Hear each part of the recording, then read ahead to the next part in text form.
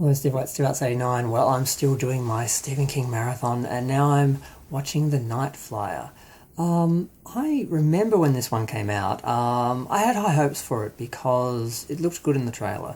The idea of a serial killer who just randomly travels into airports and kills people and does it in the MO of a vampire.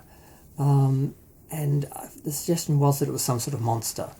And I was fairly excited by that idea. Now, when you actually watch the film, now the film was financed by European distributors and it didn't get a proper US release. It could have had one, but they would have had to wait a year. They didn't want to wait a year. I think they had contractual obligations to the European investors, so they couldn't. So they didn't get a real American distribution. It didn't really get distributed at all. I think it made $125,000, which is a bit disappointing because it's a decent film. It's got Miguel Ferrer in it playing Richard Dees, who's a journalist who is hunting this serial killer, which he's named the Night Flyer because he wants to have his own Jack the Ripper. He wants to be legendary for having discovered this killer.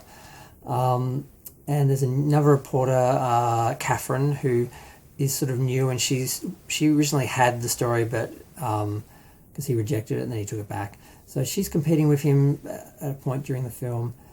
And it's very much just about the investigative process, going through all the information, all the tips, interviewing people, going to the town, just trying to work out who this killer is, how he keeps showing up. And the whole question of, is he a vampire hovering around? No one really takes it seriously at first, of course. But when you see him, he looks very much like Dracula. He has the very comical cape with the neck that sort of comes out at angles. I'm like, oh no, because I thought it was going to be a monster, something really interesting, and then it's like, really, it's Dracula in a plane. It was a bit harder to take seriously, and then unfortunately it makes the mistake at the end of the film. The film is basically ruined by, they reveal the face, because the guy literally says, I have to see your face, because he has an encounter with the Night Flyer, and he's walking off and he says, I have to see your face. So he turns around and walks in, and it's really bad. They really focused the makeup on the ability for the mouth to stretch open. So it's sculpted in this big open mouth and then it just stretches, and it just looks ridiculous. It looks comical. And they put it on the cover of some of the DVDs where you literally see the face. It's just awful. If they had kept it hidden, I think the film would have worked.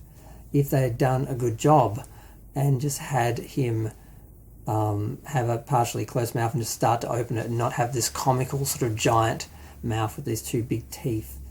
Because that's sort of the difference between the Dracula lore, the classic vampire, and him. He had these two big holes, not just the two neat little ones, but two big holes, because there's one giant tooth on the top and one giant tooth for the bottom jaw.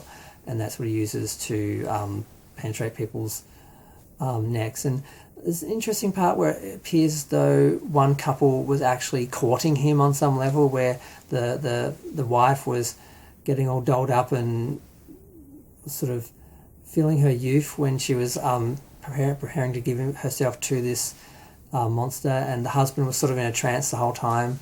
So there were some interesting parts of the story, and just, it's a very fun play on just the tabloid media of the 90s. Like the editor is just like, oh God, I hope he kills more people because this is a great story. That sort of over the top, vile, no morals sort of character is kind of fun. Yeah, Miguel ends up getting framed for the killings, and Catherine actually writes the story up as though he was the Night Flyer and that he created his own serial killer so that he could report on it, when really he just had a close encounter with the Night Flyer, and for some reason he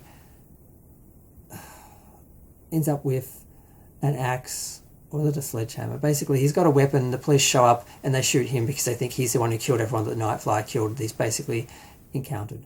So it's a bit disappointing in that way, but almost kind of clever and fun that they sort of, framed him for the murder, and that the idea that he became a legend by being a serial killer to create a serial killer to report on. Sort of, either way, he got his fame, he got his big story, and he was the big story. So it's interesting. It was done in 1997 and it was released theatrically in 1997. They almost had the American release in 1998, but that was the problem. They couldn't wait the year. It didn't do very well. That's about all there is to report about it. I kind of enjoyed it up until the face reveal. They ruined it with that. And the rest of it was fairly clever, and the characters are fairly likeable. I mean, who doesn't like Miguel Ferreira? I hope that's how you say his name. I've never said it out loud.